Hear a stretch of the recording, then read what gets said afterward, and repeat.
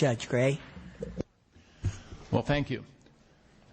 I guess I am the final presenter list formally on here, and I want to commend you, first of all, Mr. Chairman and Mr. Hagman, for inquiring in this. I want to commend you for your leadership in bringing up this really important topic. And I'm also going to commend you for staying within schedule. That's an amazing accomplishment in itself.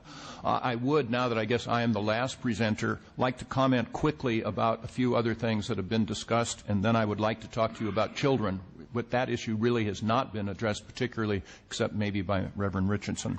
The first is that if this state of California were to, in fact, make this marijuana no longer illegal for adults, that is not at all the same thing as condoning it. We don't condone the smoking of cigarettes or the using of alcohol, etc. So to put that label on it, I think, is inappropriate.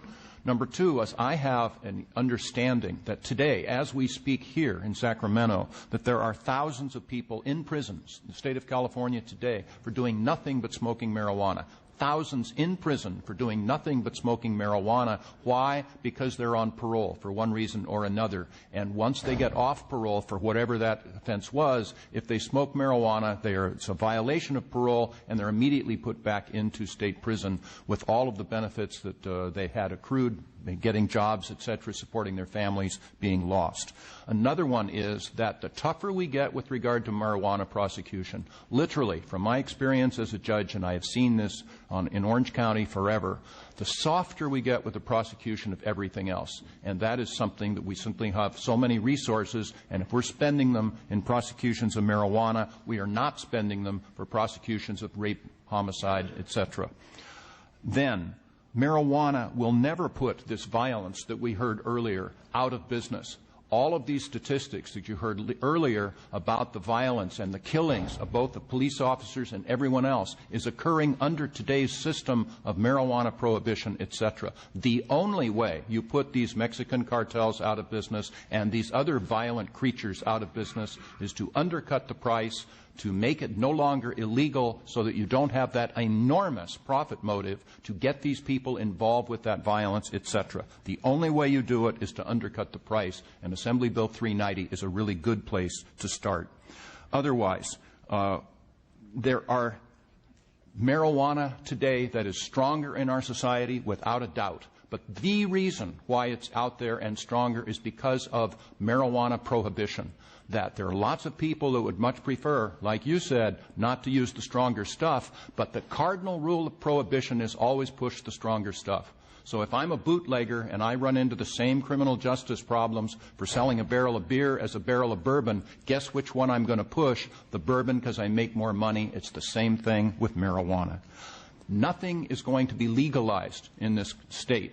It is a program of the strictly regulated distribution. It wouldn't be legalized. It's a strictly regulated distribution, just like alcohol and cigarettes. We hopefully will not advertise them. Please put into your legislation not to allow this to be advertised. We want to de-glamorize it, not glamorize it. So no advertising, and hold people accountable for their actions. I know I'm going on, but I'd like to talk about children for a couple of minutes, because today our marijuana laws are putting our children in harm's way. We are continuing with this failed program for all of its defects, so-called, because we want to reduce the exposure of a lifestyle of marijuana usage and marijuana selling to our children, and it's doing the opposite. Today, it is easier for our young people to get marijuana than it is alcohol. And if you don't want to listen to me, ask any teenagers you can find. They will tell you that because of alcohol prohibition, or marijuana prohibition. And Reverend Richardson kind of stole one of my lines, because it's true, because the illegal dealers do not ask for ID. So let's make it less available for children by regulating and controlling it. Number two, adult drug dealers will recruit children to sell drugs. They will recruit them into their own drug distribution system. For $50 in cash, you can buy all of the 15, 16-year-olds in the inner city or anywhere else that you want to. It's chump change for the adult drug dealer. It's lots of money for a kid.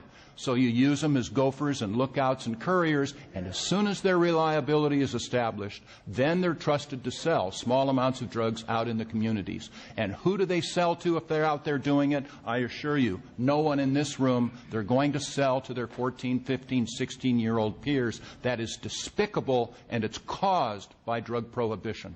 So I say, let's reverse that, let's turn it around, let's regulate it, let's control it, because this prohibition is not working.